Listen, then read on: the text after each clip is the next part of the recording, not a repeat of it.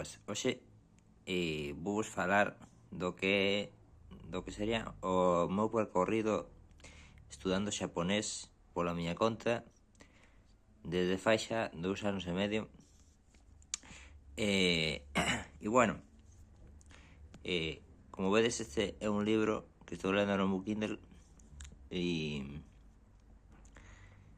que está completamente xaponés, porque xa levo 6 libros lidos en xaponés.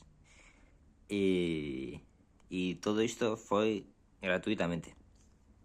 En ningún momento paguei a ninguén. Bueno, quería explicar como fixen e de faso xa vos vou ensinando como teño isto configurado tal. Estou lendo nun Kindle craqueado, non ten o seu non ten o que sería o programa de Kindle en sí, senón que está pirateado para usar co Reader, ¿no? Que te permite facer máis cousas e tal. Pero bueno, tamén podes usar o Kindle normalmente. Pois eu comecei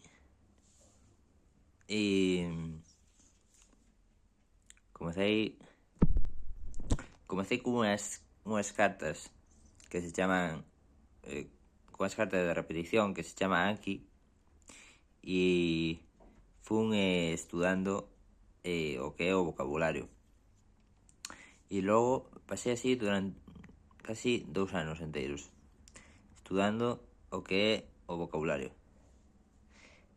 e logo cando xa tiña unhas 5.500 palabras estudadas, e pois xa decidí poñerme a ler, ¿no? Pero bueno, considero que podes comenzar a ler con menos palabras, o mellor con 3.000 ou 2.500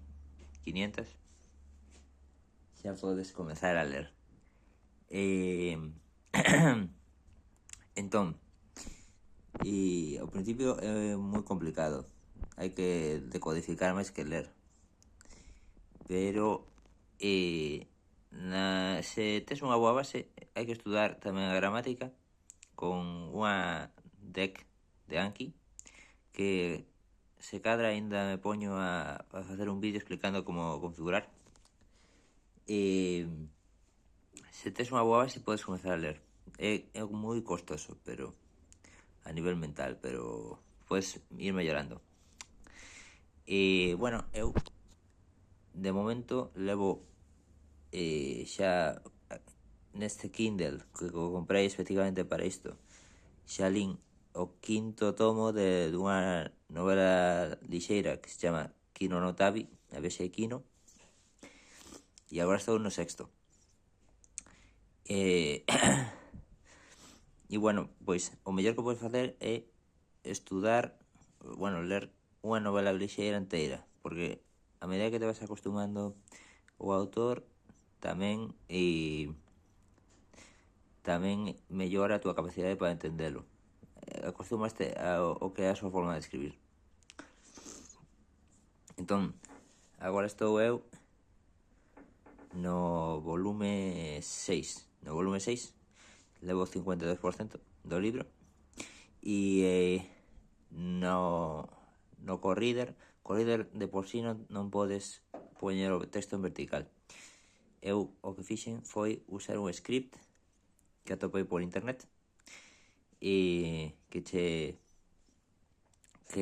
voltea o texto, e logo aparte tiven que modificar unha fonte para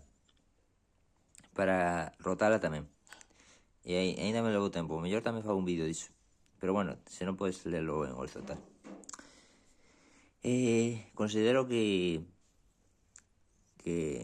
pode ser moi útil aprender xaponés, sobre todo se te gustan as fricadas como a min, para ler novelas lixeiras como esta, ou incluso revistas antigas, e bueno, obviamente xogar a videoxogos non traducidos, e tamén mirar anime e tal, sen subtítulos, ¿no?